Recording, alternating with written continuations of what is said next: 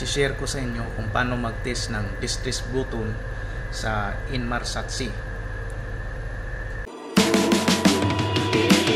Hindi nila maiintindihan dahil di nila alam ang iyong pinagdaanan. Kung ano man ang amin, di namin nakalain.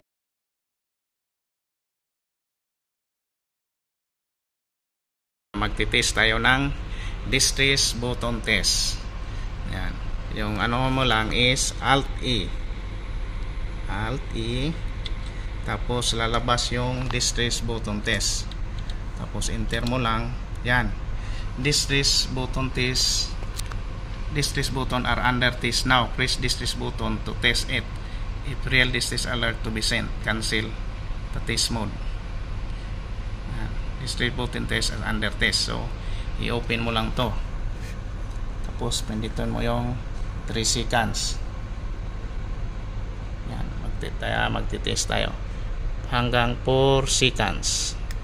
Yan.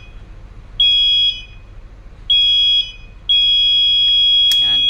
Distress button test is now button testing. Na distress button test is under test. Succeeded na siya, guys. Yan.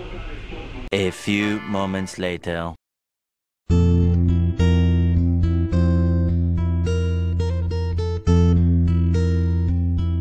Kung tayo ay matanda na, sana'y di tayo magbago.